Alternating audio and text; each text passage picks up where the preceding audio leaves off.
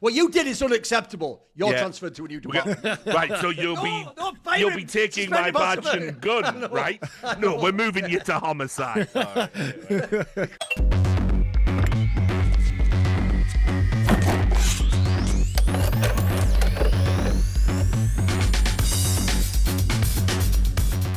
We're back with more foreplay. It's time for a new arc, our very first actor arc, featuring Gene Hackman, unfortunately recently deceased.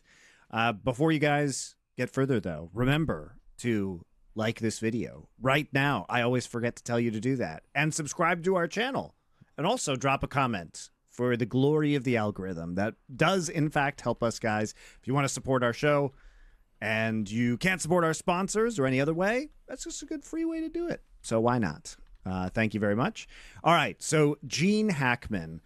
We did this similar to the David Lynch one because he recently died, so we wanted to kind of go back and do a little bit of a retrospective of his career. So we have picked the following films, and we'll be watching them in this order. They are The French Connection, The Conversation, Unforgiven, and Night Moves. So we have 4 films of his from the 70s towards the beginning of his career. We have 1 film of his from 1992 that is Unforgiven, one of the best Westerns of all time. We picked both of the movies for which he won Academy Awards, one of which was The French Connection, and the second of which was Unforgiven. And it should give you a pretty good idea as to the breadth of his career. Obviously, it's hard to pick 4 movies because his career lasted like 50 years, guys, almost. He was very prolific, 40, 50 years. There are tons of movies, action films, thrillers, political intrigue, cop movies, as we're going to start with The French Connection, right? There's a lot to work with here. Films where he was a military officer, for example, which is fitting because he actually used to be in the military, so he had that kind of experience heading in. We'd probably be referencing some of his other movies, and I think probably at the end of this arc, we will give you guys some additional recommendations if you want to continue watching Gene Hackman movies and see more, because there's a lot of good ones. And the thing about Gene Hackman is, like any great actor, even when he's not in a particularly good movie, he himself is pretty much always excellent. So there's some films that he's been in that may not be remarkable overall, but are still probably pretty remarkable for his performances.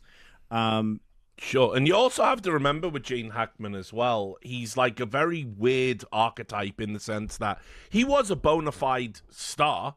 He would very often get top billing in a movie. He was considered a leading man, but he's very unconventional looking. He was a very old-looking guy, even when he was young, and he was a go-to guy if you ever needed to, cast somebody a little bit schlubby, middle-aged, on that, cusp of maybe turning late 30s, 40s, in their mid-40s. This is like during his peak, his prime. He did a lot of movies where his character was like that, even though he himself was a little bit younger.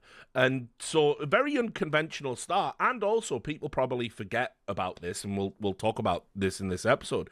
He was also a guy that was very, very serious about method acting and doing things properly and fleshing out characters, even in parts where you might think that's not necessary. Like when we get onto The Conversation, a movie where he doesn't really get a lot of dialogue. He's a very private, insular character, and yet Gene Hackman really worked hard to flesh that out, did a lot of background work on it, and so a really, really talented, and if anything, underrated acting talent, I would say. Very rarely made a bad movie, even though he was in a bunch of them, as in his performance always stood out from the rest of the nonsense that was going on the screen. And I also think as well, somebody that loved different types of projects, different types of stories. He never got pigeonholed. He wasn't just all cop procedurals or neo-noirs or war movies. He did a bit of everything, so he had like an unbelievable, glittering career. And as I said, one of the most unlikely stars out of the new Hollywood movement. Yeah, Also, just did a lot of films as well. Like that's another thing. It's one of those people that it's actually in a way become one of my favorite archetypes. Is the people that simultaneously do classics, but they also just do like working pictures. They're just doing another film right after, so you just get to explore every aspect of being an actor. Yeah. I mean, obviously, he was in some real clunkers, man. He did Superman 4, Quest for Peace. He was the original Lex Luthor. You know, when it got put up, he did all the Superman movies, even honoring the bad ones towards the end of that franchise. But like I say, he did some absolute bona fide classics, some of the best movies that have ever been committed to the screen. So he is just a great guy to do an arc on. I think he had it's really sad, the circumstances of his passing, if anyone has looked into the details. But certainly going through his movies, I can already say coming in for today's session, it's already been a treat.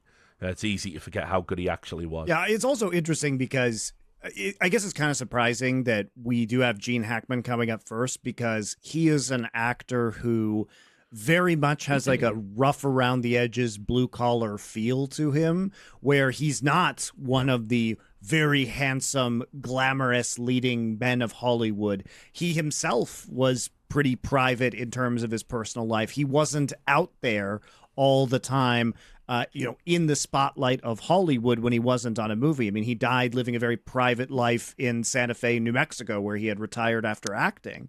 And, he really, I think, was a kind of deeply internal and thoughtful human being, but he didn't really, despite all of the many, many, many, many famous actors and directors he worked with. I mean, name a movie star. He's probably been in a movie with them at some point in time over the nearly 50 years he was in films.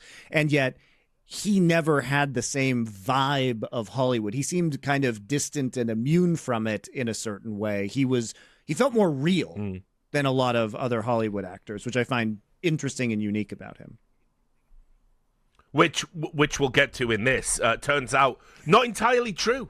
William Friedkin thought he was a very difficult direct. But he loved him as an actor and loved the work he did. But he said a lot of what he did on the set was essentially try and get Gene into the right headspace. Gene really struggled with the character of Popeye Doyle. Because he was very liberal. He didn't want to say, "Oh wow!" Nice. Yeah, he didn't want to say racist things. He didn't want to go into a bar and shake down the black patrons and take their drugs away in exchange for information. He's a good actor, then. 'Cause he kills it in this role, doesn't he? What Friedkin said he had to do all of the time on the set of this movie was ultimately like, Gene would come in and he would say like, I need to scale it down. And then Friedkin would go, this is the whole fucking point of the film. You have to be this guy, or it doesn't work. This is based on a true story. This is who the guy was. Like, you've got to do it. And they would go back and forth on it. And apparently, Hackman walked off set a few times. Very unlike him, very uncharacteristic. And in the end, obviously, we got this brilliant performance. But I mean, I wouldn't say it was as like fractious as like a Herzog-Kinski relationship. But one thing Friedkin has gone on record as saying is he just doesn't, like, if an actor needs more from him, he will just tell them any old shit. He just doesn't have time for it. He doesn't care about your 500-page backstory that you wrote while you were waiting to come to set. He doesn't care about that. He thinks it's as simple as, you stand there, you say this thing, leave the rest to me, I'll try and capture the spontaneity that comes out of the scene. Whereas somebody like Gene Hackman not only wanted the character to just be dialed down from a 10 to an 8, because it felt more palatable to him to play, but also he's very methodical and meticulous, and Friedkin's about spontaneity on set. So a little bit of a clash there, but I mean, sometimes I think having that kind of friction in a working relationship can be really good, particularly in film. By the way, if I think of classic Hollywood actors as well, true, maybe some of this is more ones that are around today and kept acting afterwards, because this guy retired in the early 2000s. But a lot of them made fools of themselves in the later parts of their careers, or just took really like hacky projects that weren't good, or almost, I mean, the obvious example is Robert De Niro, that almost like make a mockery of what they did before. Like I still to this day cannot believe that like fucking Robert De Niro agreed to basically like do a shit reprisal of his own character in The Joker. It's like, mate, you're actually like cannibalizing your own work here. Like, it's just fucking bizarre. The worst one is Rocky and Bullwinkle. He literally did a send-up of the taxi driver, Travis Bickle scene in Rocky and Bullwinkle, Yes. which is like Al Pacino in that fucking, you know, Adam Sandler movie, like, say hello to my chocolate blend with the fucking... No, think Dunkin' about how Donuts bad that commercial. is. Everyone laughs now at Jim Carrey being fucking Dr. Robotnik. Robert De Niro did that. Yep. He did the equivalent of that, like the full of fucking hacks. Anyway, the point is, sadly, most great actors... By the way, same with directors. You think of like what are their eras, which decades were they really good in, and if anything, like I just said, it was Robert De Niro. What you tell a Zoomer is, just ignore all the stuff after like 2002 or something, and just go to like you don't have to say that with Gene Hackman, mate. Yeah, I agree with Richard. He's done some films that weren't that great. By the way, he's even done some that like the film itself can just be all right, but he's mega in it. He has that like quality to him. So, but I actually was looking this up. First of all, he's way older than you think, like you're referring to. He's born in 1930. Like when we're watching these films now, I was thinking like I don't get it. Like shouldn't he be like in his 20s or like 30? What? And you look, he's in his 40s already in these films, by the way.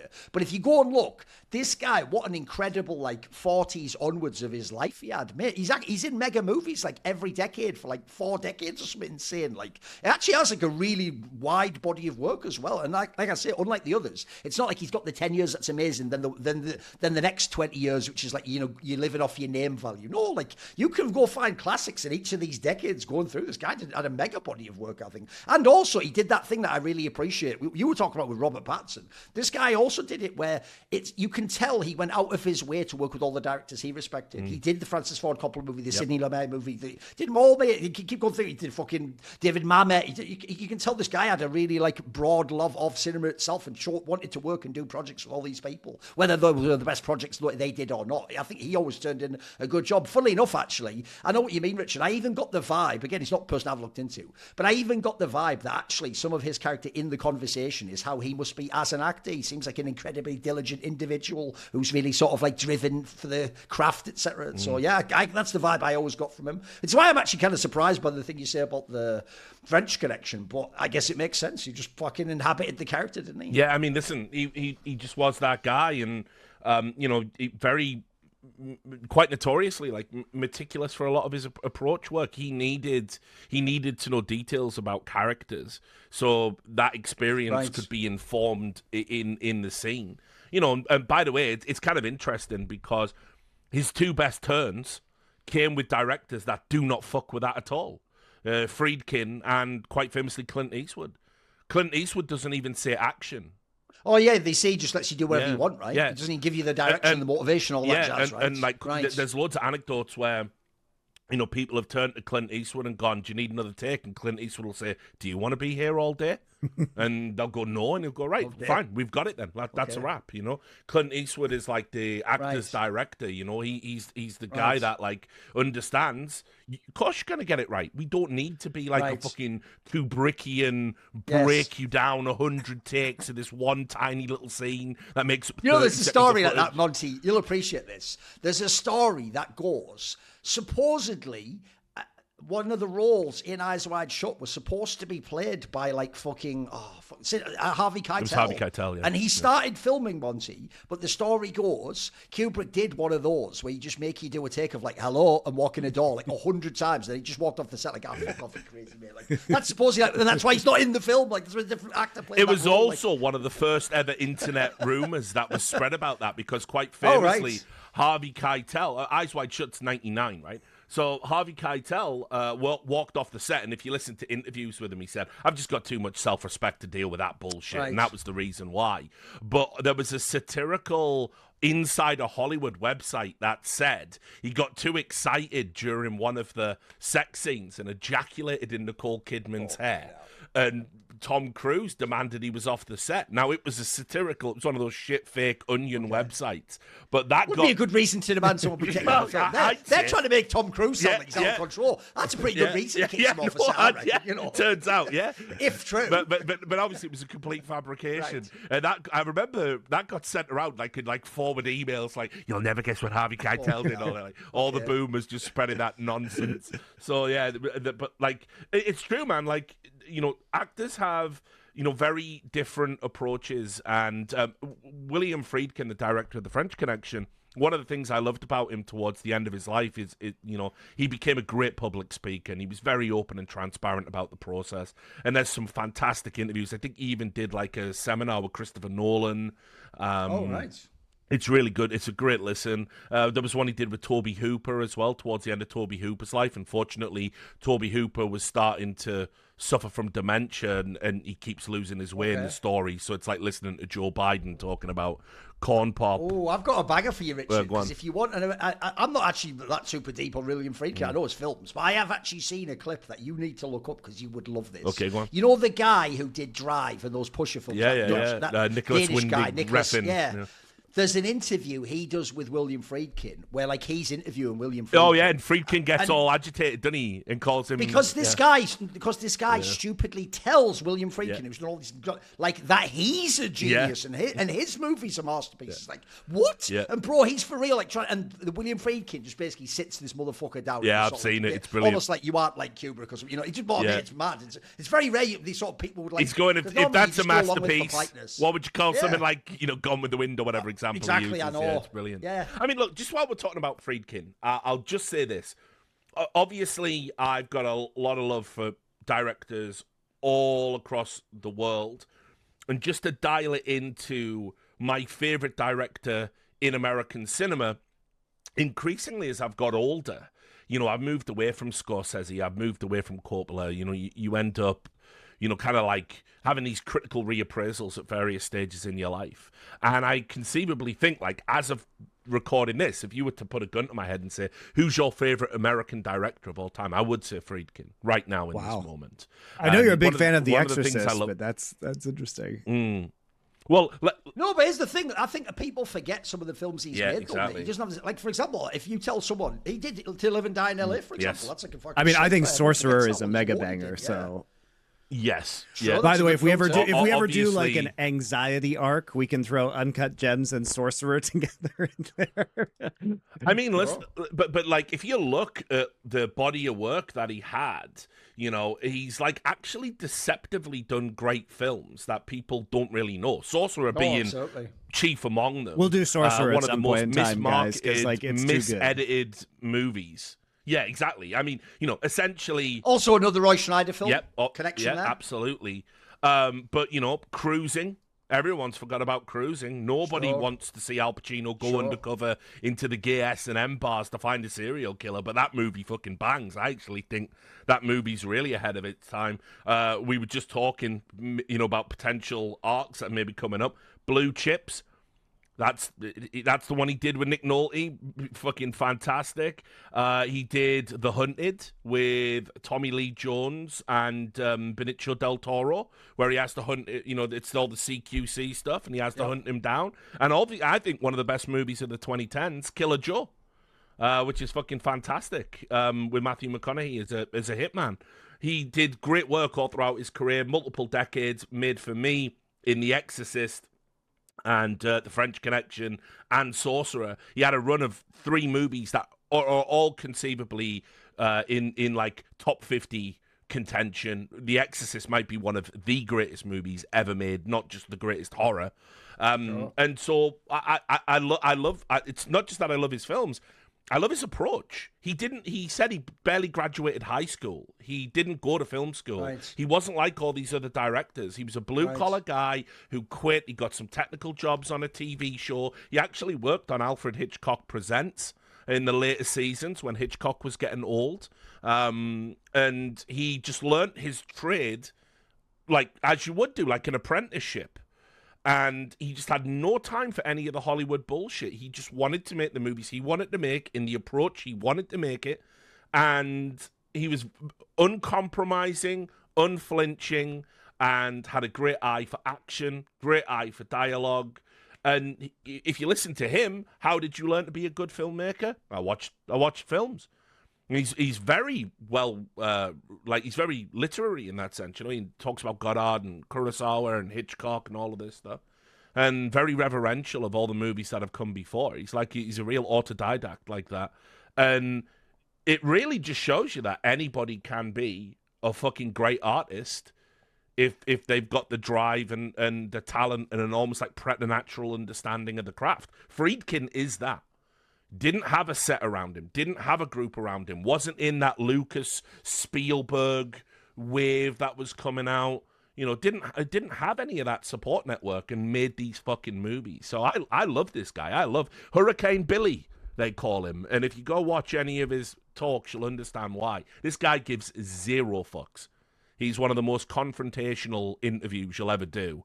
And I love that. He's so forthright in his opinion. He will challenge you to challenge him. He's just a great man. And this is a great fucking movie. French Connection, right out the gate, like one of the best movies he ever made. Looking at his body of work, though, I can see why, sadly, he's been forgotten. Because all these movies, like the movie became bigger than his name. Like, if you think of The French Connection, you just think car chases. If you think of The Exorcist, you think it's the scariest film ever. It was banned, head spinning around. No one ever mentions the director, by the way. If you talk about, like, fucking Cruising, isn't that the one where Al Pacino's a gay guy? Or even Blue Chips is like, isn't that the shark basketball? You know what I mean? Like, he never gets any fucking credit for any of these films. Like, no one. There's actually directors like that. I always say Sidney Lumet's like that as well, where like people know some of their great movies, but they don't know that it's them who did it. They don't like know the run these guys were on. Because I actually think, to tie into this episode and start talking about it, mate, I have a pretty good memory, as people will know, especially for things I enjoy. Like, I enjoyed this film the first time I watched it, like 25 years ago, 35 years ago, whatever it was. But in my brain, this is such a different film when I rewatched it now than it was when I first watched it. Like, I was telling you before that we started, in my brain, this movie is like 55 minutes of like third game. I'd get away, right? I'm just going to tell him. I feel like, but then when you watch it, it's like that's 15 minutes. The actual film is, and by the way, it's a way slower paced film than I thought. I thought the whole film was car chases and then like fighting people in subways, then shooting people. Like that. Actually, if anything, this movie it's punctuated by these crazy intense scenes of action like that. But the rest of it's super slow. Like the first like 50 minutes or an hour is really slow. Unironically, you are just following someone doing stakeouts and like fucking getting information from CEOs and stuff, like very basic mundane police work. Like, it's just establishing the character really and sort of the world it's in. And by the way, this is a great example of a premise I want to give you, Monty, that I think is really interesting about film and media in general, which is someone once made a point about comic books that like blew my mind because I related to it so much. They said, if you're a boy like I am from the UK and you're reading an American comic book, like think of like a Spider-Man comic book written by Stan Lee or Ditko or something, right? The actual thing that's fantastical about it isn't just Spider-Man and the fact he can climb up buildings. If you're a kid from the UK, New York's a fucking, that might as well be another planet to you, mate. Like, think about all like crazy, the skyscrapers and the different vibe and what the crime's like and everything. By the way, even weird things like, you know how iconic it is that Spider-Man's always on a water tower? Mate, I've never seen a water tower where I'm from. Like, even these things are different. It's the same with this film. If you love the idea, and it is a romantic idea that only dickheads who live in New York, I won't say like Monty, but let's say Monty was associated with these people at one point in his life. This sort of film is why they all glorify New York, because this is what they all want it to have been. Oh, it was so happening and hip, mate. They make New York in this film feel so grimy and 70s. But I mean, this is like one of the iconic New York. We can films talk about New York City during this era because, like, the 70s. It's almost the character in the movie. The 70s and 80s are very different than modern New York, obviously, because this was the era of Times Square being filled with peep shows and porn theaters. This is the era. It's so grimy, isn't it? It's pre-crack epidemic. But I mean, you can see like the targeted policing, the kind of.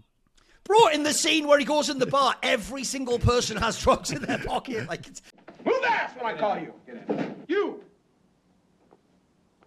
Come on, you, Baldy. Come on, move. All right, put it on the bar. Come on. Get it on the bar.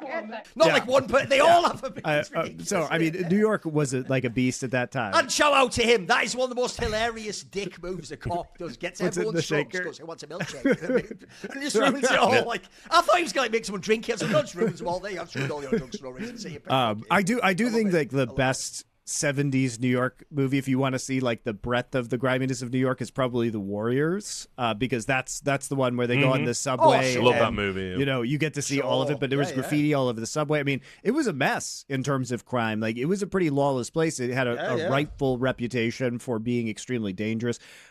I was not alive in the 70s, guys, but I have spoken to many New Yorkers when I lived in New York about the 70s and the 80s, and they painted a pretty terrible picture of the way that the city was. Right. You know, it was cheap, it was lawless, but it was also exciting. And I think that's part of why so much great art was coming out of New York, was because you could, as a poor artist, rent yourself a warehouse and just be in the middle of all of these different cultures. And there's a creative spark that's always existed in New York City. And there are things I really love about New York. Would I want to live there now? No.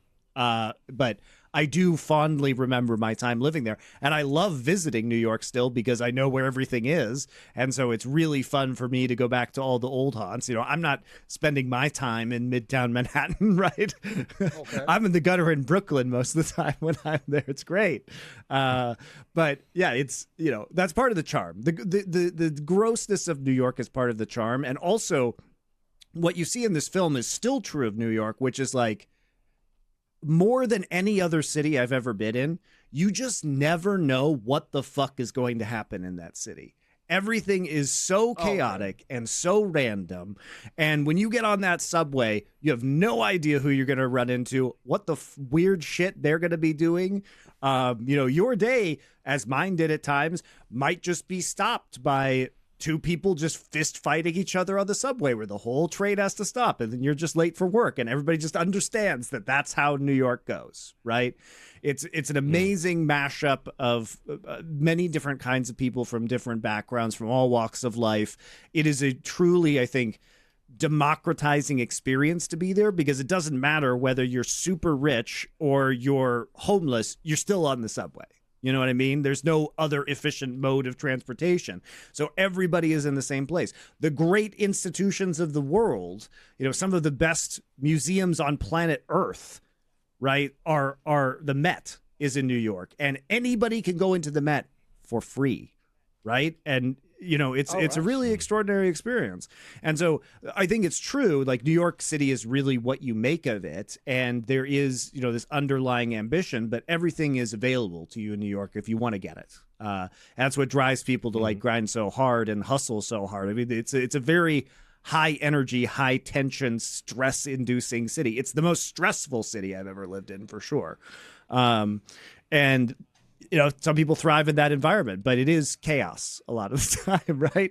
And by the way, I'm also kind of shocked that thing that Richard says, that this guy didn't have any like formal training, because I actually think the way this film is shot in the car sequences, that's even better than I remembered. I just remembered it as it's all the way it's like constant like close-ups into like a side shot.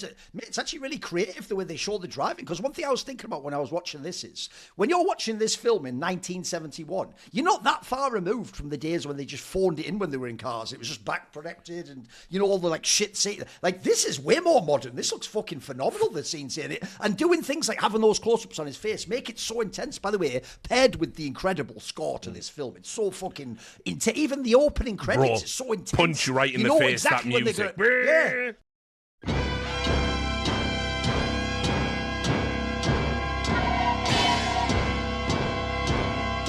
You know exactly when they're going to ratchet the tension up, because they just hit you with some of that music. Even the scene when he's in that warehouse at the end, going through that like creepy sort of, it's like, oh mate, this score is mega on this film. Just for context as well, Duncan, just to show you how far removed Friedkin was from the educational process. He literally started in the mailroom at a TV station. That was his first job after school. So about 16-year-old, straight into the workforce, sorting mail in a on TV some station. Hudsucker proxy Yeah, shit. exactly. Okay. Yeah, respect. Yeah. Okay, like respect. Quite literally was the mailroom story. So just a legend in that regard. Like, yeah. But anyway, sorry, Monty, back to New York and why it isn't an But I'm just saying, like, this is a very, from the stories I've heard about New York at the time, this is a very believable version of New York City. Oh, sure. And incredible to think it got worse in the 80s, really. But. Exactly. Well, that's when the crack came in, you know. So.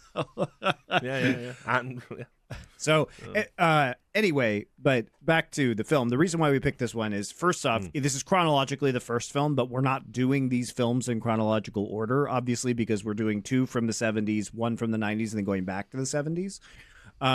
What we are doing here, though, is we would have selected this one first, regardless of whether this was chronological or not, because this could also have been in many other arcs too. It's an all-time, classic crime action film.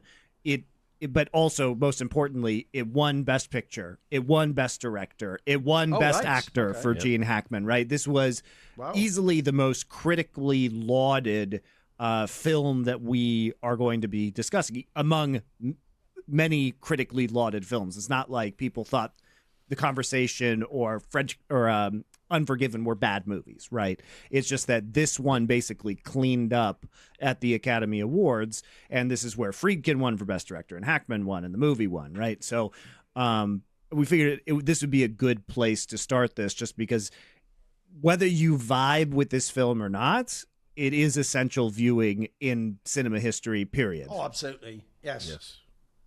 I mean, even just like I said, it turns out to actually not be what the movie's about, but it is probably the most iconic car chase film ever. Sure. And I can understand why people might bounce off it a little bit, because the intro, as we said, with the bombastic score that kicks in, it is selling you on something you're not getting until 50 minutes into the movie. That's like, and here's some people talking by the slow. ocean in the south of France. Yes. Yeah, exactly. Yes. Which, again, one of the things that first of all, it's just something I love about this decade of filmmaking. It's like, look, we are going to tell you a story. You are going to pay attention. You are going to listen. And if you don't, fuck you. We're not going to handhold you through the narrative. Like, you have to get the details and come along for it. Unfortunately, if you don't pay attention to the conversations like he's talking about in those French, you won't know what's going on. Yeah, exactly, really and that just wouldn't happen now. There would be an exposition, there'd be a voiceover. There would, they would use some narrative mechanic to essentially make sure the audience gets. They would beat you over the head with it. It would be like, they would have the tele printer thing going with the French guy. It would be called the French Connection. It would be his picture. And then it would be a guy ripping it off and going, "My God, it's that drug dealer from the south of France, specialized." It would be one of those voiceovers where like Gene Hackman's cop character would be like, "And here's the players from France: the drug boss, the TV man," and they'll just be like pulling out the pictures, as he explains to his colleagues what they're going after. Yeah, it'd be terrible, right? Pointing at the cork board with the pins, right? And also, by the way, as if to just really show these people didn't give a fuck about a focus group in 1971. It's also, if you're thinking of a traditional cop procedural movie, you get no payoff. At the end, it literally goes to black. You hear a shot fired, and it does like a documentary style, like little Timmy went to prison 7 months later. Like,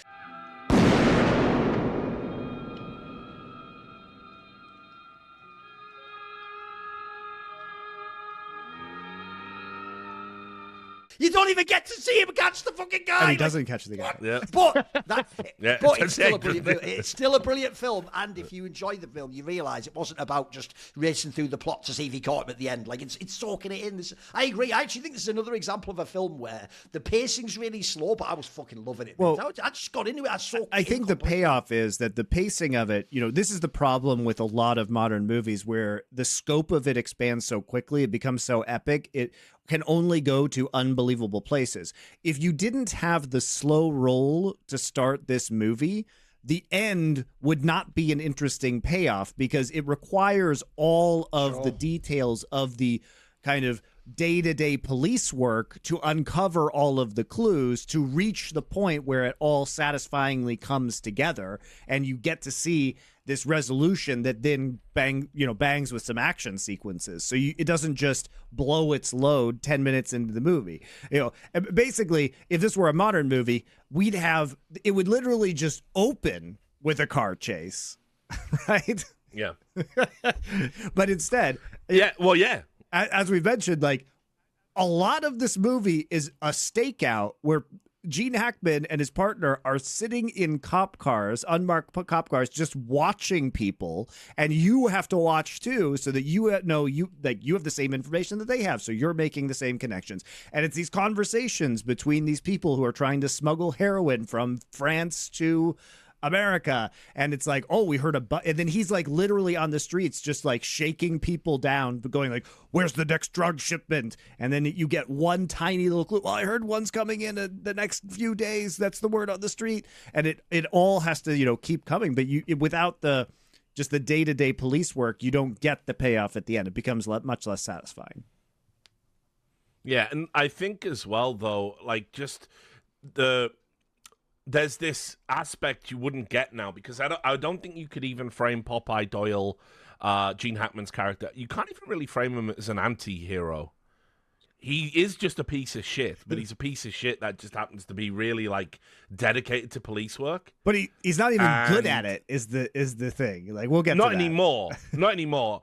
I think like a key detail to kind of like intuit from this film, again, it's not holding your hand, is basically Popeye Doyle is like a shadow of himself. He used to be this like fearsome street cop who had his finger on the pulse, and you by kind of just watching and soaking in the scenes, you can see how people don't really respect him anymore. They're not afraid of him. They think he's a piece of shit. You know, his busts are really bad. There's that scene where like the captain, where he's going, "Yo, you made 100 arrests, but how many of them were real? How many of them were players? You know, you're arresting bellhops with 3 joints in their sock. You know, this is pathetic." Every year, you lead the narcotic bureau on arrest.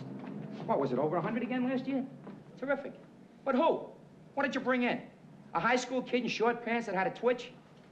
You grab a bellhop because he's got 3 joints in his sock? And obviously, this is kind of why the titular French connection is sort of a big white whale for him. You know, he is like this guy. He does need the big bust to kind of restore some of his reputation. It's why he's like so fervently into it. It's not just about taking down a drug dealer. It's about showing he's still got it within himself to catch the big fish, so to speak, which of course he doesn't do. And you know, there's like I say, there's not really any redeeming aspect to Popeye Doyle. No, and he's an egotist as well. This is about him. Yeah. And it's not about doing the police work to actually catch the criminals, because he's incredibly reckless in this movie, and he doesn't do it by the book in a way where you could actually have evidence that could be used against these people. He basically just sows chaos and starts shooting. Yes. Yeah. It's what I hate about the sequel they made to this movie.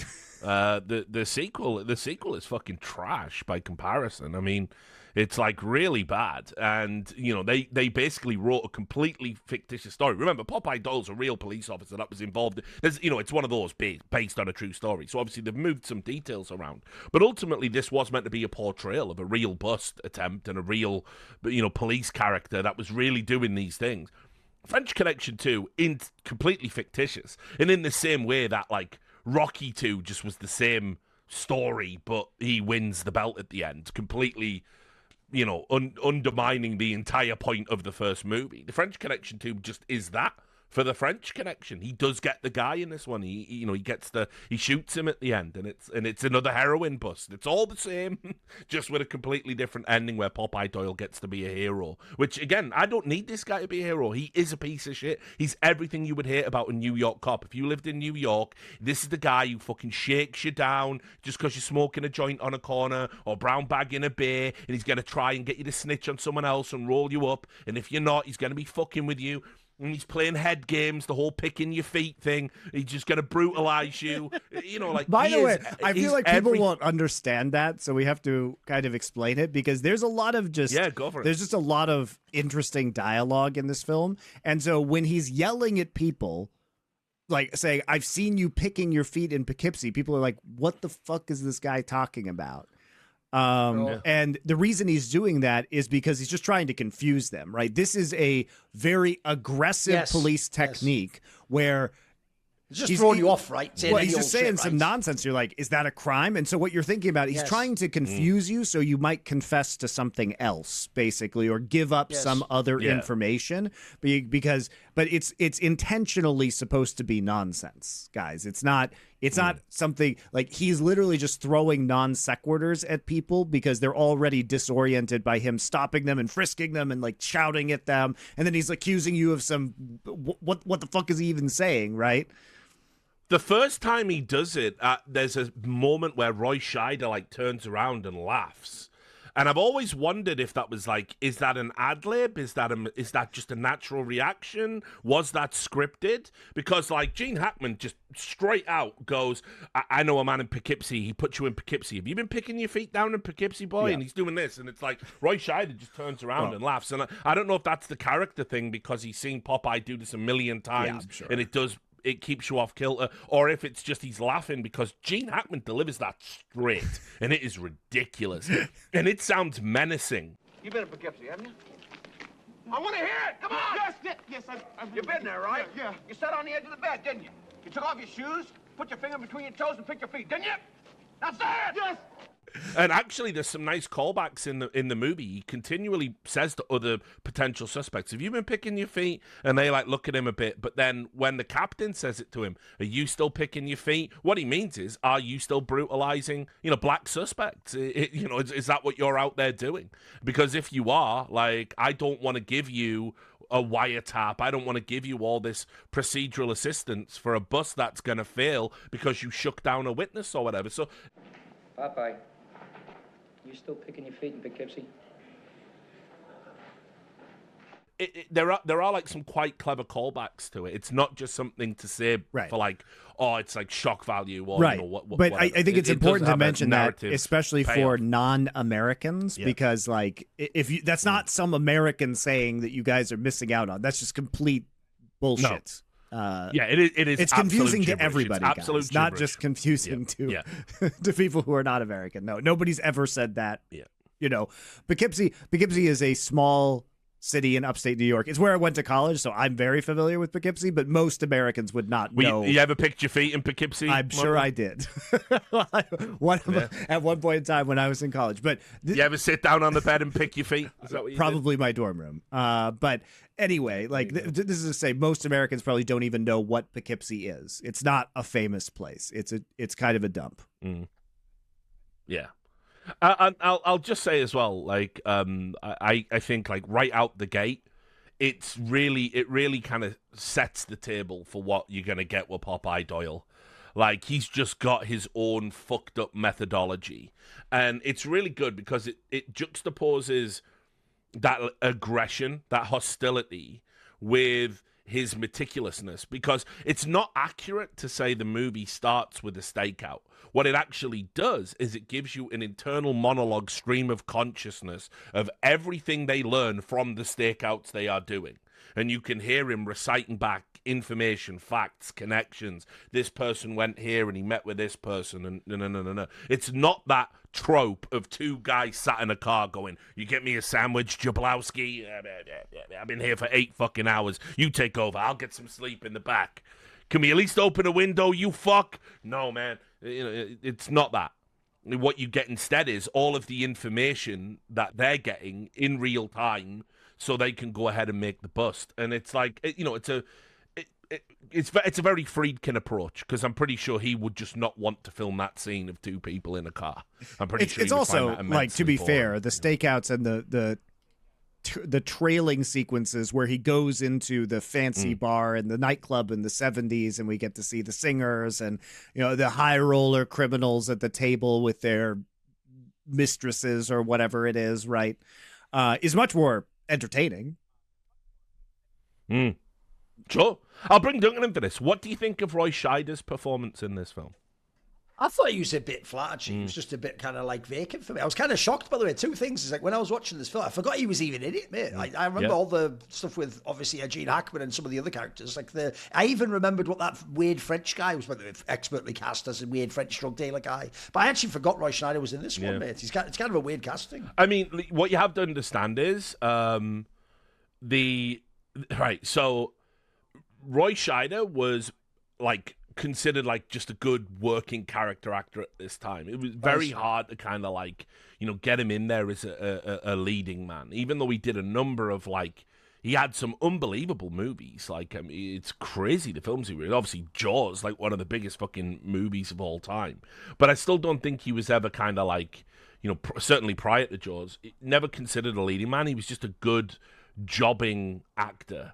And I think Friedkin liked him on French Connection because he was the contrast to Hackman, right? Like Roy Scheider turned up, did the scenes, he'd done the prep, he didn't want to know more about his character, he didn't want to, he was just there to do his lines and go home.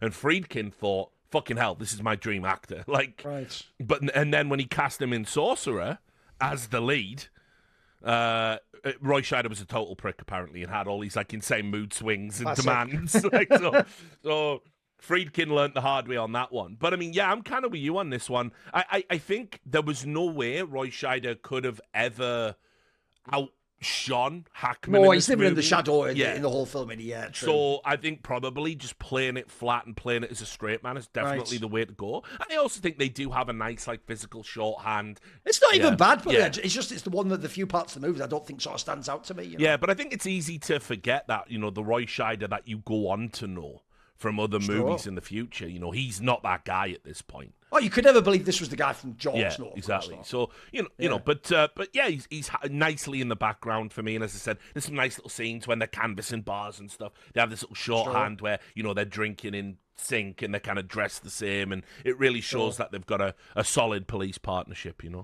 So, but yeah, I also think it's necessary for him okay. to be a straight man and reacting to some of the more outrageous things. Like, I think what's interesting about his character, probably the only interesting thing, is that he is reacting to the outrageous things that Doyle is doing, but he's also kind of tacitly endorsing them. He's not stopping him, you'll notice, right? Maybe he's not gonna be the one who does the shit that Doyle does, but he's also not gonna be the one that stands up and says, "Hey, we can't do this. This is wrong." He approves tacitly of the method, and I think that is pretty important for underscoring the themes of this film.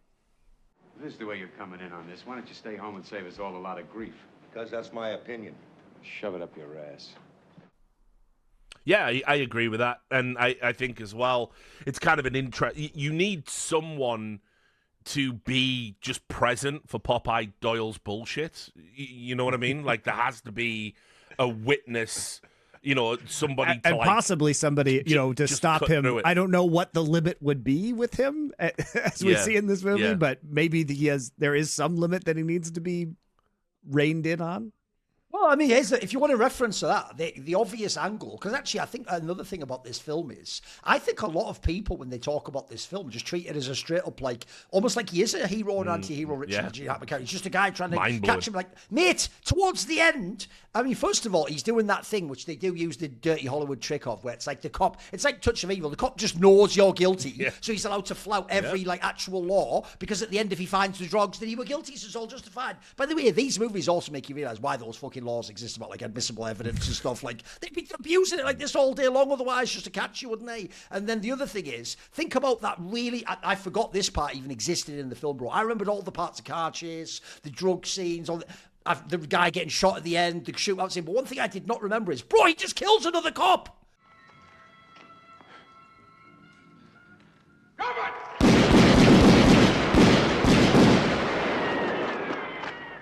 He just like an actual scene of, like, when the joke scene of, like, when you're doing the target practice, it's like, don't shoot the mother and baby. He just shoots another fucking cop and steps out, like, and not only that, Monty, this is why he's a piece of shit. He doesn't go, oh fuck, better call all this off. I've gone too far. What have I done? He's just sort of like, yeah, but it's all right. I'm going to get the guy though. So look after him. Well, I think what's so like, he just keeps going.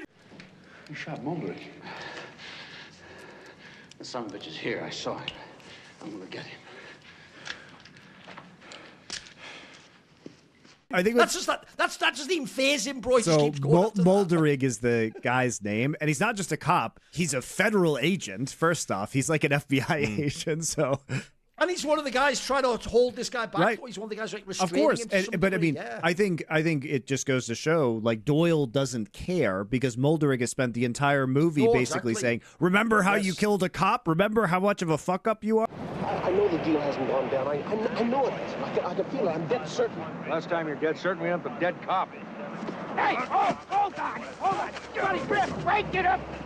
He's antagonizing him, possibly rightly. Well, that's why I agree with you. He is an egotist. Essentially, this guy's whole mission by the end is just, I know it's that person, so I'm going to catch him no matter what. No matter what the cost is.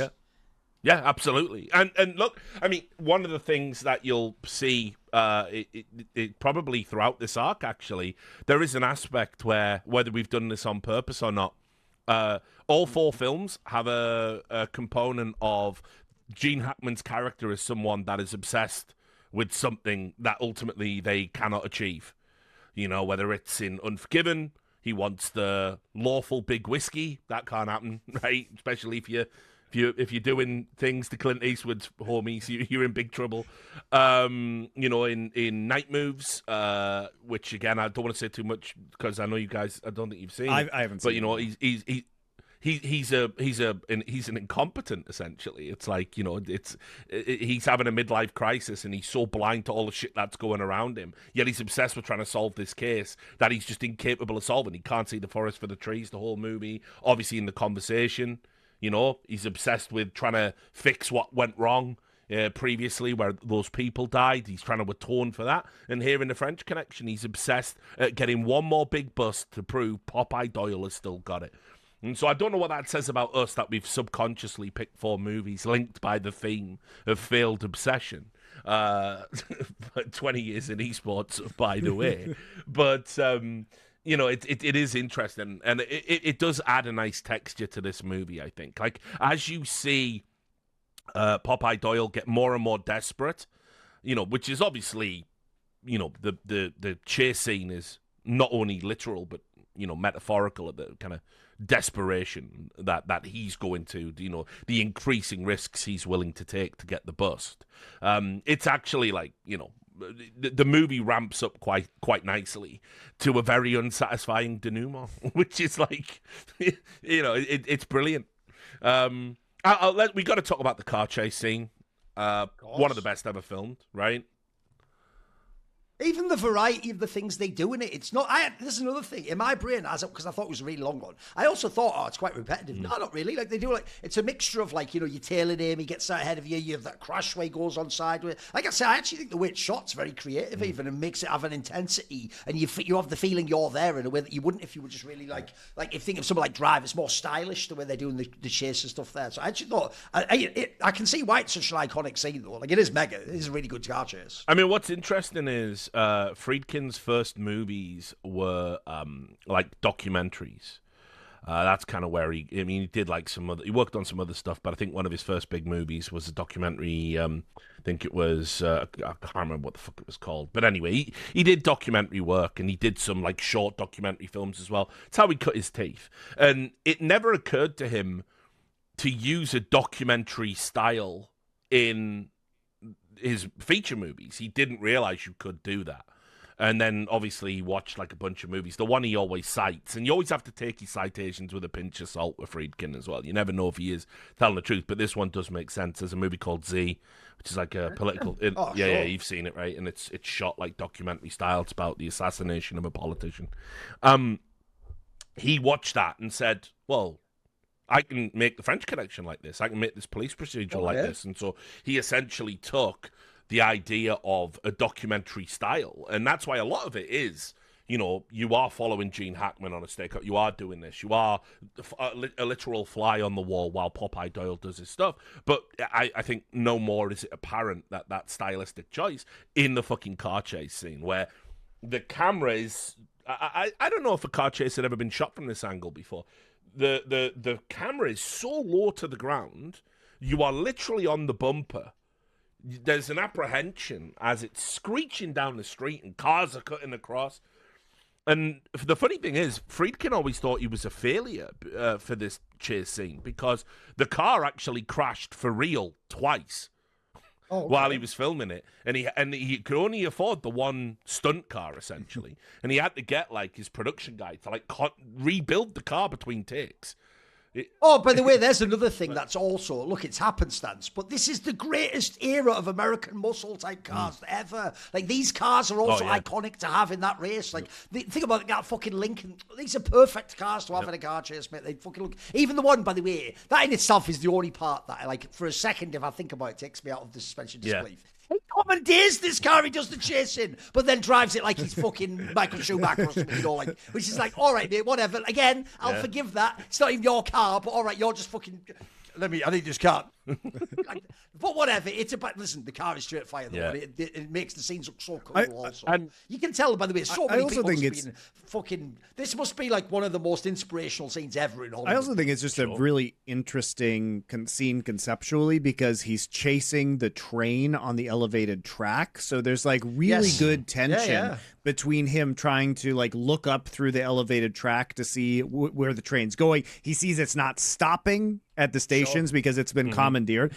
I also love in movies when it's like that. It's almost like those the famous jokes where it'll be like, the American sub to the Russian sub, like, you move like this is a lighthouse. You have to, it's like that. The scene where the guy's like, but we have to stop. No, I said fucking keep going. It's like, no, literally it's a train, bro. Like we die if we don't stop. Don't stop. Man, what? Stop or I kill you. I gotta stop in the next station. There's the brake, and I blow you in half. I love the way they even throw one of those in, like, it's so good in it. It's so great, this film. It's got so many things that you think you've seen in other films.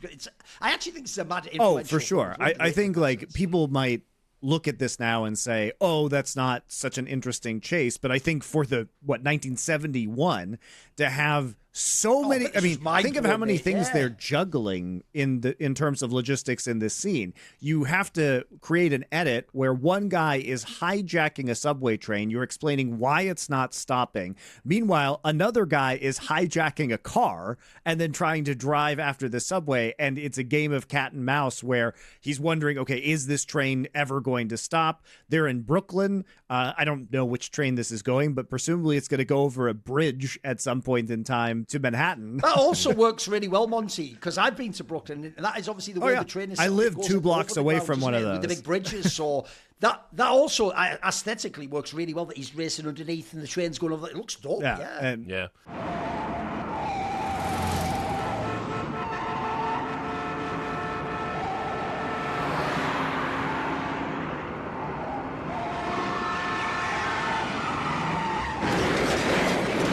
I mean, one of the other funny stories about filming this chase, because apparently, like, he didn't get any permits to be on the for the chase itself. Although apparently, what he said he did was he talked to the local police officers and got them to like block parts of the road off for him, telling them like that we're making a movie, you're going to be in a movie, and they were like, "Oh, okay, Billy, we'll do it for you. We got you." But anyway, he tells this story about like. He needed to get for the interior shots in the train, the bit you're talking about, but there you can't stop, you got to keep moving. He didn't have permits to film on the train, and he got the head guy, who was this African American gentleman, and he got the head guy to basically just let them in with the camera crew, film it all, do the bits with the fucking shoot in, all of that stuff, basically without any fucking official recognition, no permits, no nothing. And the guy said, like, if I let you do this, I will get found out because it's going to be in a fucking movie and I will get fucking fired. So I need you to pay me enough money so I can go to like Jamaica or something and retire, right? And William Friedkin did it. It's amazing. Like, if you listen to him tell this story, it's mental. So he said, well, no, the film came out and the guy got fucking fired, but he's in Jamaica now. It is hilarious. Like, this is not the same. It's not Friedkin, obviously. This is Tony Scott. But I was watching Crimson Tide, which is another Gene Hackman movie, and another classic. I'm sure we'll talk about that at the very end. But just as a sidebar here, a similar story. So because Crimson Tide is about a battle for control of a nuclear submarine, it was obviously not very good PR for the Navy. And Tony Scott had done Top Gun, and they had let him use all the jets. The American military was like, yeah, cool, use our jets. But they were like, nah, we're not letting you use our submarines for Crimson Tide. So what they did was they sat at Pearl Harbor in Hawaii until the real USS Alabama left port. They took a helicopter, chased the submarine with a helicopter to get the shots of the sub in the water for that movie, which is just hilarious. Sometimes you just got to do it, dude. And like I said, that was, I mean, one of the things I actually love as well about New York in general, I can name so many movies that have been filmed in New York, and the directors say the same shit every time. Like, we didn't have permission, but nobody interrupted us because it's New York, and people just assumed crazy shit could exactly. be happening like that. Yeah, like Abel Ferreira, when he did Bad Lieutenant, well, Harvey Keitel, one of the final scenes where Harvey Keitel realizes he's lost his huge gamble on the World Series and has a fucking breakdown, he shoots the radio of his car and then drives off with a fucking police light. There was no permits for that. Like, he's just done that on a fucking street in New York while all people are, like, rubbernecking and looking over and just drove off. So it was the city where if you wanted to film crazy shit, you could just get away with it. Well, also, like, the thing about New York... Go down an alley and do your thing. Even to this day, you don't know the consequences for stopping someone from doing the crazy thing. Because if they're already doing a crazy thing, you don't know what they're going to do when you try and stop them. It's a mind-your-own-business kind of city, bro. So nobody tries to stop someone from doing that because you just don't want to get fucked up. Yeah. So, I mean, really, like I said, there is a grimy authenticity to this movie. It's not just that it's like of its time, therefore it feels a certain way. There's a bunch of aesthetic choices, a bunch of directorial choices, the way that the sound design in the movie is done, which apparently would go on to be an inspiration for David Fincher when he did Seven. You can always hear the background noise of the city. It's just throbbing away in the background in a lot of these scenes. You know, car horns, traffic, hustle and bustle of large groups of people. It's like always just there. It's just present. And like Duncan said, you know, the city is its own character in this movie. And probably New York is the only city someone like Popeye Doyle could operate with impunity. You know, it's just another bad thing that happens in 70s New York. Sometimes you bump into Popeye Doyle. I'm very surprised so many people. When I was researching this, I saw like a bunch of lists where it was like best heroes in a movie, and like Popeye Doyle's on this list. Yeah, shit. like what? Okay. What? Yeah, and I think This we guy's should. garbage. By the way, when I was rewatching this film, I was also amazed how many iconic scenes there are. Where it's like, I forgot that was from this movie, though. Yeah. Like, for example, we referenced it earlier, when he does the shakedown in that bar. Surely you all instantly know, oh, this is the one where that's like his undercover guy, and so he has to pretend to be. That's a classic scene that's been recreated in a million movies since then, by the way. Oh, man, you Shit. How's everything? Everything's everything, baby.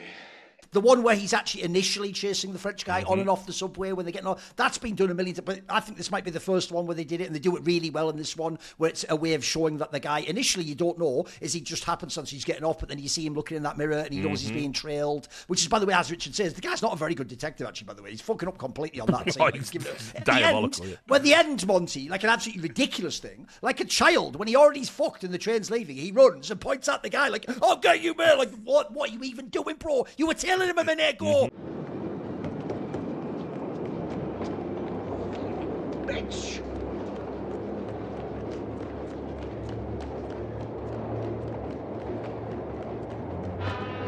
This is supposed to be. Think about when he's doing the tailing in a car. The other guy's even telling him, "You're too close here. You're going to see you." Like, Richard's right. It's actually unironically a guy who's like semi-incompetent at what he's doing. It just keeps doing it. And then lastly, even though, by the way, this is how you know actually the film isn't just about get the bad guys and kill them. Because, bro, the spoiler is on the fucking poster of the movie. You just see the guy being shot. That really iconic way he fought. Look, listen, that motherfucker wanted that death scene. He went on that one. You know. Like, I'll tell you what, it's mad iconic. Both the shot of him doing that and then the guy with the gun like that is mad iconic. It's again, when you see those, that's why you're right, Monty. You have to see this almost as part of your like fucking dictionary of cinema. Otherwise, you won't know what these scenes are. Yeah, correct.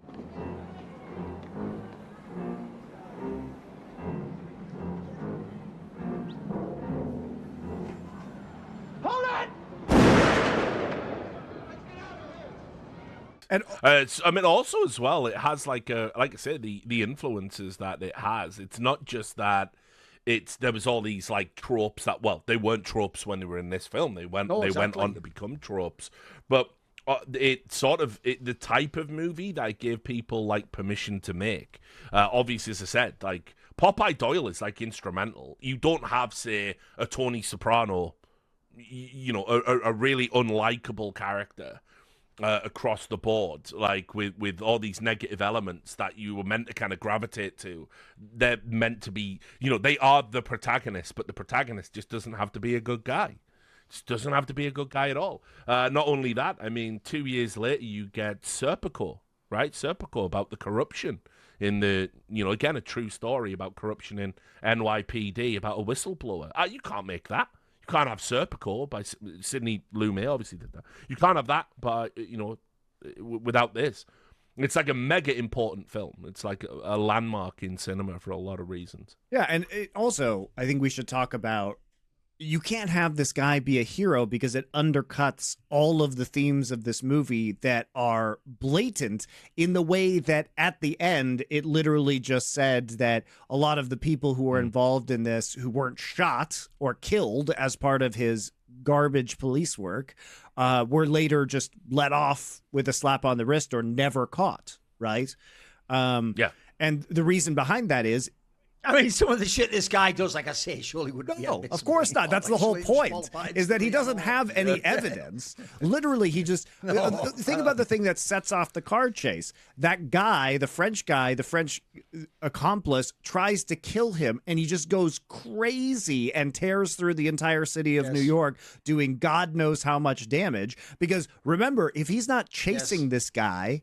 That guy doesn't hijack the train and then run it into another fucking subway train. Yep. Like, Doyle is a menace, man. Like, it's not worth the damage that guy causes just to kill him. You know what I mean? And also, and the main guy gets away at the end, and because he chases him. It was all for nothing. It was all for the nothing. other people in a way, right? And then the main guy gets away.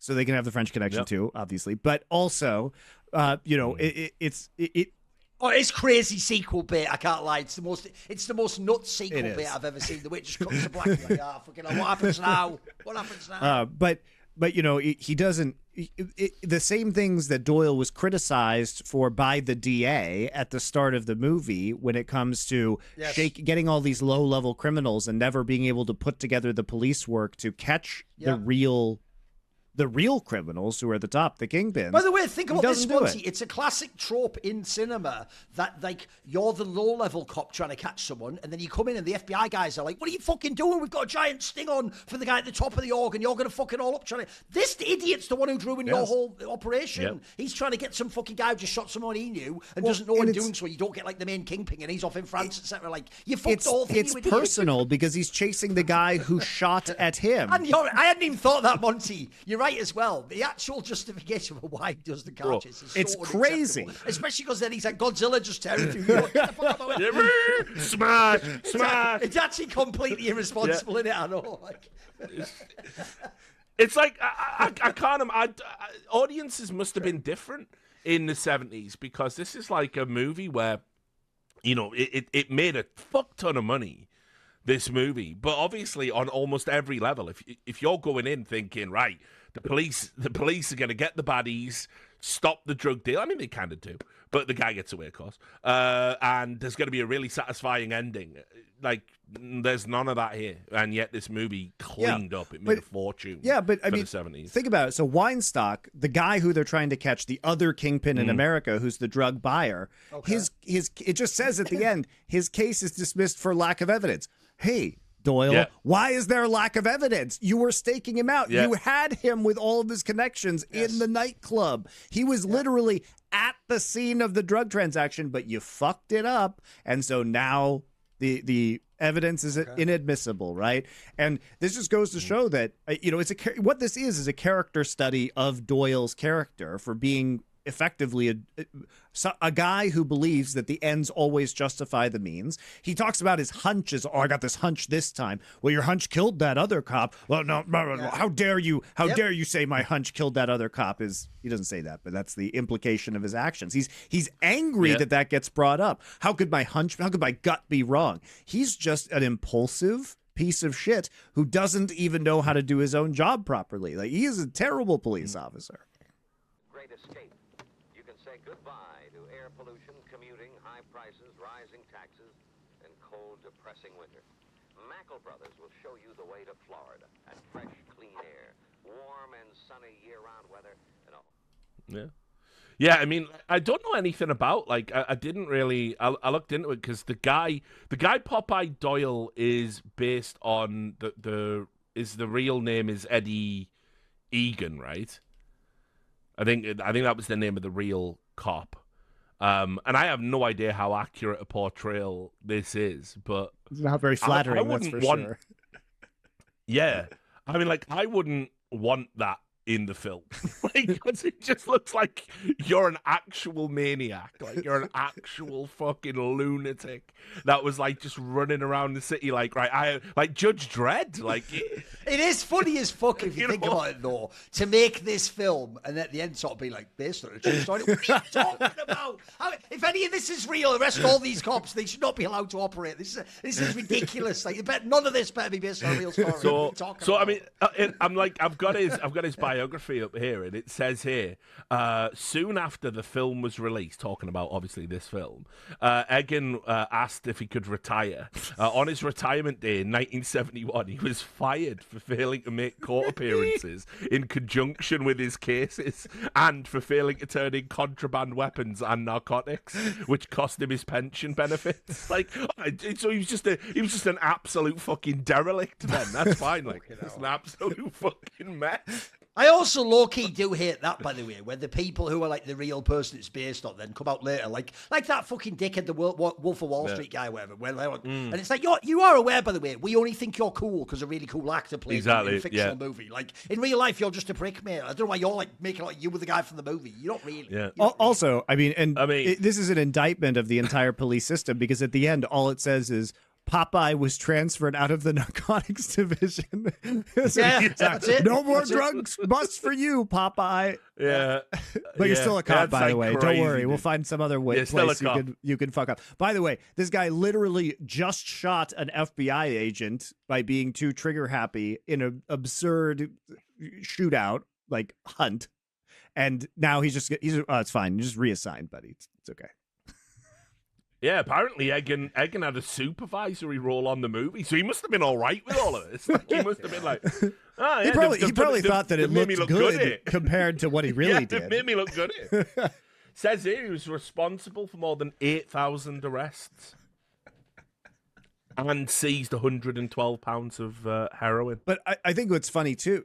Oh, by the way, I do like as well, because we'll forget it otherwise, that scene, which I'm almost certain is why they must have been thinking of this when they did that later scene in Breaking Bad that was like that, where he like tests the purity of the yeah. It's like 83%. Like, oh, and then that's actually one of the only gags in the movie, is that one where the guy goes like, you could take the rest, and he's like, this small bag. Yeah, no. Funny. What's that about?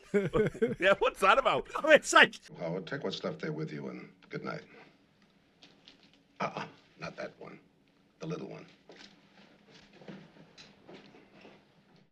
Just thinks he's going to walk out with a key of like heroin. I know, it's so the small like bag. I just love like the gauge going up and up. It's a good gag though. It's actually one of the only like hard moments in the film. No, I also, Monty, exactly the way they do that ridiculous scene where I'm almost certain in real life it doesn't go that slow on the fucking thermometer or whatever, Monty. But the way it's going like, that's basic street level. That's top notch shit. Like, this is breaking barrier. Like, this is the best heroin we've ever seen in New York. It's so good. I love it. But it's funny. They act out well. Because obviously you're getting more. The stakes are getting raised. Literally. Oh my God, it's so good. It's gonna last years or whatever.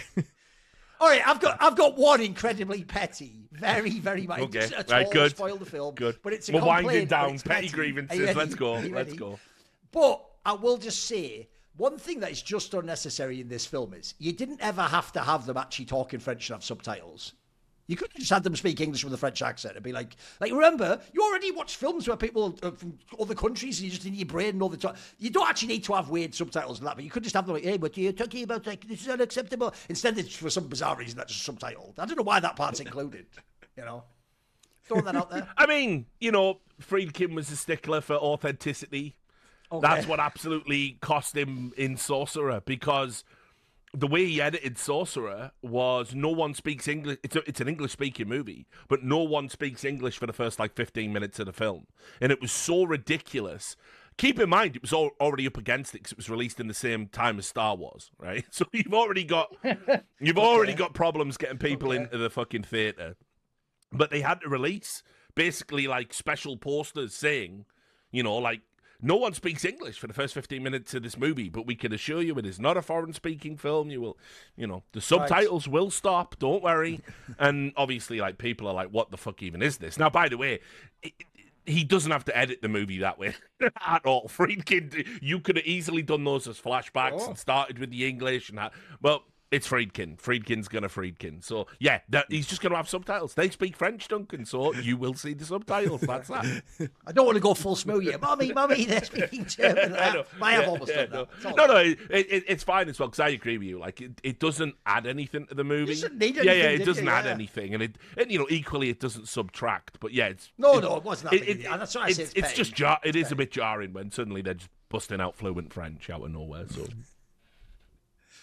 I mean, and although they are called frogs as well in there, I do appreciate that part, the way they constantly just refers to them as frog one and frog frogs in there. It's mental, isn't it? I know. It's actually like so nuts. I love it. I love how ridiculous it's so mental. That's just there. I love it. Frog one is in that room.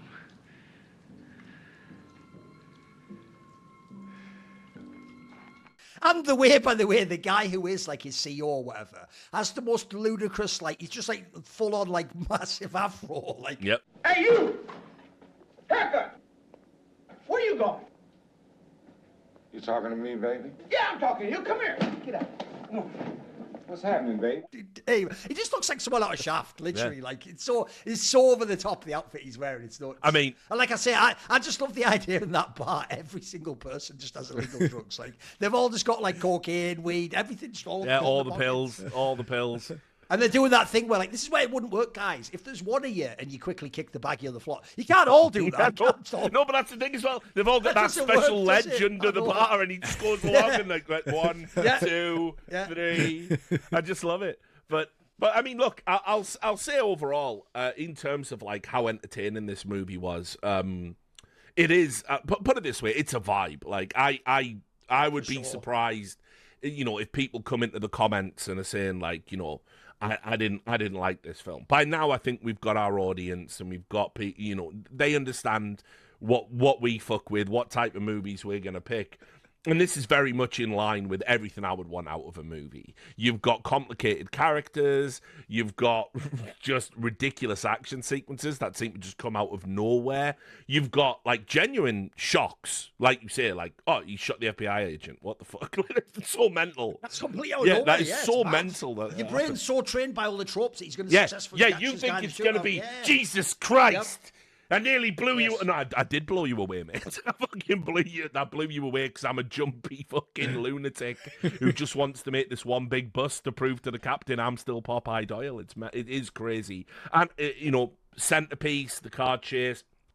And as I said... Oh, mate, I'll tell you something mad. I've just looked this up. This came out the exact same year Dirty Harry came out. Oh, yeah. That's what you think this movie's going to be like. You think it's going to be just a really straight, like... That's a good comparison. Because it's the same tropes, you know, cop who's going against the system but uses violence as a... The difference is that is supposed to be billed as like he's the ultimate anti-hero. Yeah. This guy is like a fuck-up, like you were saying. Well... he's doing all that, but he's also... I guess in a broader context, one of the things you'll see throughout... the history of American cinema, and it goes back and forth, and we're kind of getting a little bit of a resurgence around it now, funnily enough, in recent times. But you will see these movies where it's like, we acknowledge that the legal system and the policing system is broken. And so, okay, everyone agrees with that. But what type of movies come out depends very much on the sensibilities of the time. And when New York is a lawless shithole, all the big cities have gone to the dogs, and it's all a fucking nightmare, you'll see this wave of cinema will just come out where it's like almost like a Republican wish fulfillment of, wouldn't it just be great if police could just shoot criminals and not give them due process? And, obviously... Dirty Harry is the manifestation of that, but it goes on in the 80s. You had a ton of movies like this. Death Wish. What is Death Wish?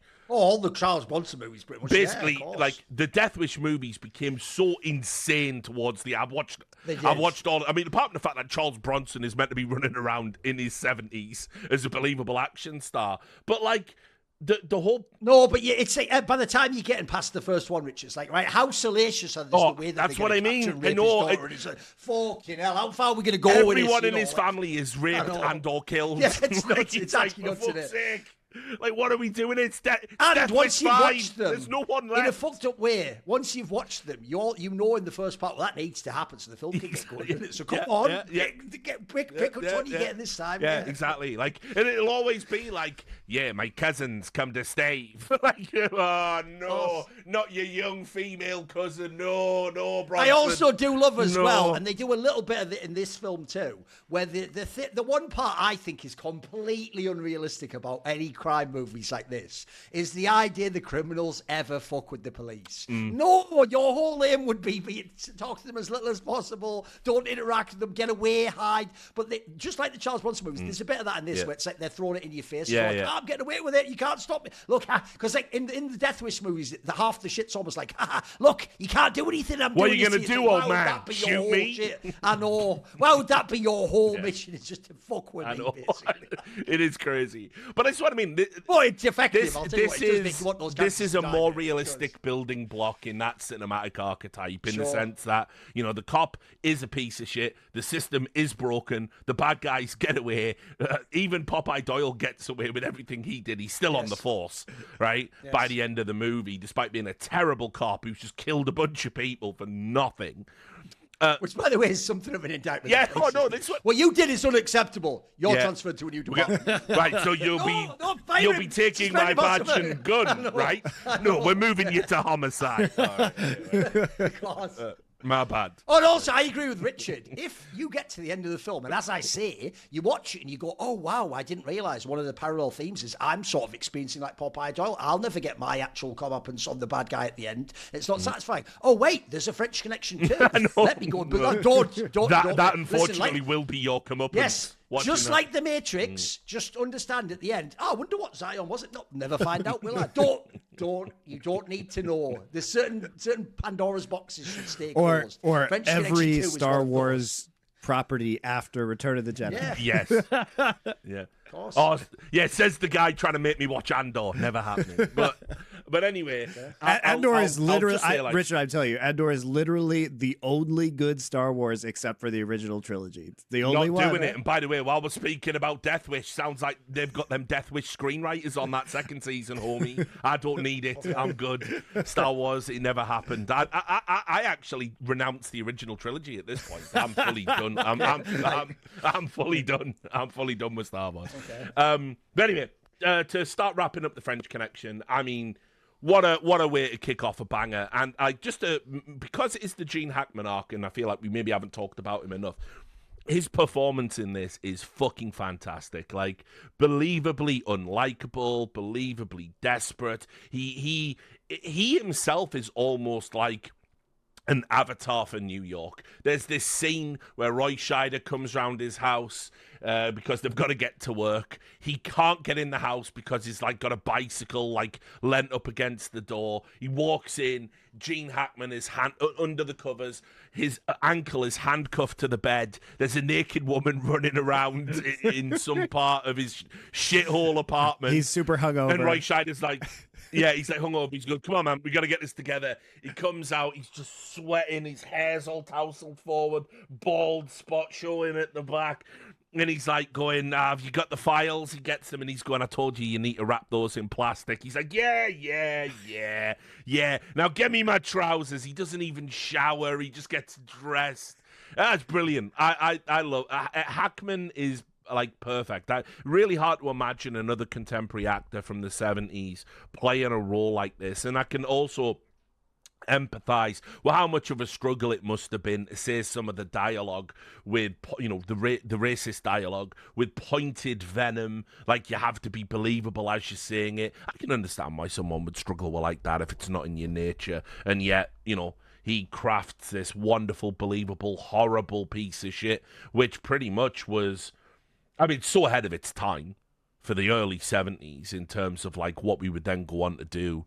You know, if you think about it, it's okay to have unlikable protagonists, but this for me is probably the start of that. This is like, by the way, you referenced it. You can't have a film like Bad Lieutenant. Of course. This has to exist first. Yeah, absolutely. Bad Lieutenant is a good touchstone for this movie. Well, and also, no doubt, I mean, I think any police procedural with corrupt elements, it all owes a debt not just to the movie, but also to Hackman's performance. It reaches back into film noir too, and some of the corrupt police officers from earlier noir movies from the like Duncan 40s, referenced as well, 50s. Touch of Evil and other goods, you know.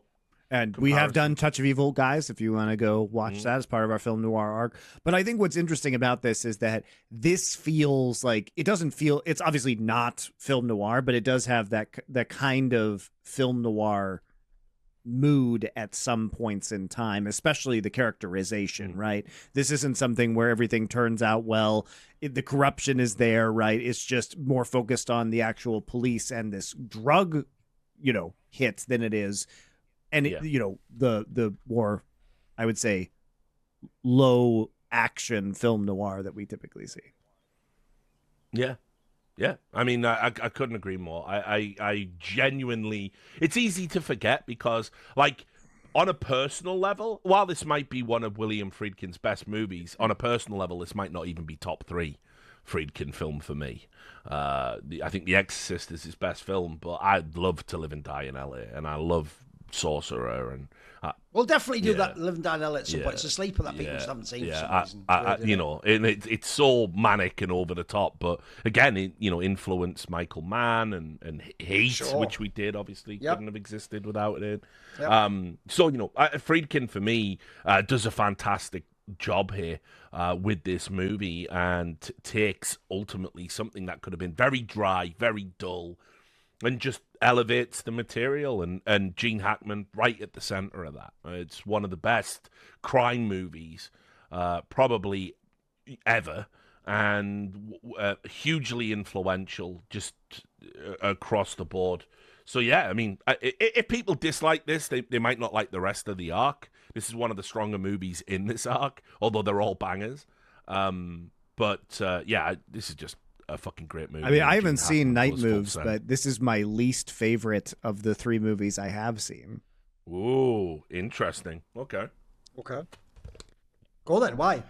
So I find some of the setup to this movie to be a little slow and tedious, and I think the themes of Unforgiven and The Conversation are much more interesting. I think there's much more to discuss in terms of the plot. This is pretty straightforward. Like, it's a classic, it's straightforward, it's got all these great moments, but I think it's less, there's less to dig into in this movie compared to Unforgiven and The Conversation. I would say, first things first, if anyone knows the reference, Richard probably will, this is exactly the sort of film, I don't know if he ever did in fact do this, but it's right up the alley. This is exactly the sort of film I also, one thing, I think it's why people enjoy this series. It's not just that you enjoy talking about films. You like to hear other people, when you know their personality, how that will interact with it. This is exactly the sort of film where I also don't want to hear it reviewed by Roger Ebert or something like that. No, here's what I want to hear. I want to know on the Joe Rogan podcast what Joey Diaz thinks of this movie. This is exactly the sort of film I want to hear his take on, mixed with stories of himself doing drugs in the New York stuff. Because this is exactly the sort of film Joey Diaz would fucking love. It's like it's such a sort of like macho film in some ways, but as we talked about in this episode, it's got that layer where I could see an idiot just going and drinking a beer and watch it go, wow, the carcass. But then it's also got like a more subtle layer underneath it, where say like it actually is sort of like, it doesn't spell everything out for you. It does actually leave a lot of it quite loose even. In fact, you have to put some of it together like a detective yourself. So some of it even will come off as tedious. Some of the police work, quite frankly. I think some people pretty tedious. It's been a 5-minute scene. It's like, they just but they're kind of showing like what it's like. Yep. By the way, the reason I think that works, Monty, is because think about, that's always the flaw with police films, isn't it? Police films are always like, hey, shut, get down on the ground. Wow, they got the guns. What time does the plane come in? But actually, real police work is like, I'm applying for this warrant, but I haven't got the right stamp on it. What office do I got? It's all boring shit like that, isn't it? Like, it's all like really tedious. Oh, the judge said we need more evidence to get the wire, so your stakeout has to continue for another 2 weeks. Good times. All that shit, mate. So like in some ways, this mirrors like what real mundane place would be like, but then also the punctuated crazy movie action of like all the really over the top overwrought scenes. And I actually do think as well, the interesting thing is I came into this film only remembering like the chase scenes of Gene Hackman. I thought, oh, it's a Gene Hackman film, which it is, by the way. It's actually a really good film to introduce Gene Hackman because it's got like the patented like edge that he always has in his films. One thing he's fabulous at as an actor, by the way, is doing that thing where just from the way his presence is, there's an implied threat of violence or intimidation or like I say, edge. He's just one of the ultimate like edge actors where he can be quite subtle with how he does it as well. It's not incredibly overwrought how he acts. He actually has a very sort of subdued style of acting, but I think he nails that like character. You know who he is. But I have to say, I actually came away fully in line with what Richard said. This is actually more about the director of this film. Like when I watched this film, I found myself thinking like, bro, for things like New York City films, crime films, and car chase films, this is the Citizen Kane. Like this is the one they all copied off. Because you know, there's that famous thing you always have to tell the Zoomers about Citizen Kane, which is when you're watching it and you're going, "What's the big deal?" It's like the shot you're watching was just invented for the movie like a minute before they shot that. Like it isn't a big deal to you because you've seen it done 100 times, even in TV shows now. But actually, when that came out, if you understand the context, it gets crazier. It's the same with this, in my opinion. If you watch it now, you're going to think things like, "I've seen that before." It's like that wouldn't have existed though without this first. Like, I think this movie's like mad slept on as an incredibly influential film. Like I said, I saw so many sort of like seeds of things. By the way, I'll give you a bunch of them. Not only Bad Lieutenant's a great example, mate. You probably couldn't have like Mean Streets or something like that without this movie. Again, these are all like. What's weird is, it's why I asked Monty about New York. This is one of those ones where if this was directed by like a French director, it would be someone going, "Fuck New York." This is like a perverse love letter to New York of like, I like all the grime and the seediness and the fact that, like you say, anything goes and the cop, it's almost like a Wild West, like fucking Blade Runner scenario, but it's just New York City. I think that kills it. So I actually found this movie really entertaining. As I say, I do think in the first hour or so, if you can't handle the pacing, that is unfortunately just really good 70s movies were like that. They really let the films breathe. They clearly weren't on the back of the editors back then. It was very much more an auteur generation. But I think this is a banger movie. I think it's really good. I enjoyed the rewatch a lot. And in fact, I was telling you before we started, because we did the first two movies as the episodes now, mate, this arc's actually even better than I thought it was going to be. It's fucking great out the gate. Oh, very, very strong. And look, one of the great things about Friedkin is that he was somebody that, like, you know, he used to pay tribute to all the great directors, you know, and he would say, like, you know, these are my influences, and it would be like, you know, Kurosawa and all that. Well, Kurosawa said this was one of his favorite movies. It's a great movie. That's all you need to be clear, when I say that this is my least favorite, we're picking among three extremely good movies. It's still a great movie. I know you haven't seen it. 4 extremely good movies, okay. I'm telling you. Night Moves is going to blow everyone away. Okay. You're going to be like, why is it just Gene Hackman having a midlife crisis? Why does this end happen? It doesn't make sense, but it does. It does. It's all there. It's all there behind the scenes. So I'm psyched for that one. But this was brilliant. I mean, I hadn't watched it for a few years. It's easy to forget how seminal this movie is. And yeah, as I said, as much as we are giving our props to Gene Hackman by doing the arc about him, this is an introduction to Friedkin for everybody that maybe has only seen The Exorcist. And if turns out this guy absolutely was a fucking stellar director, like that just never really got as much as many of the plaudits as he deserved. Absolutely. And if you thought the beginning of this movie was tedious and slow, well, you may not like the conversation. No, but it's what I love. Like, to be fair, Duncan did tell everybody at the end of the Eggers arc. He said, "This is you've had your delicious pudding, but now it's time for some vegetables." That's what's happening. Understand? This is my Mulholland Drive, motherfuckers. Exactly. Like, essentially, when I said that as a warning, Monty, but this way, I'll go the other way. If you did like how tedious the first 50 minutes of this film were, you're going to love the conversation, and I did, and I absolutely did. It's funny because I actually vibe much more with the conversation than with this movie in terms of the tediousness of it. I was loving the tediousness of the conversation. So anyway, but it is, you know, strap in because it's going to be another film where you do actually have to pay attention to things, and it is about surveillance. So we'll be up with that next week. We'll see you guys then.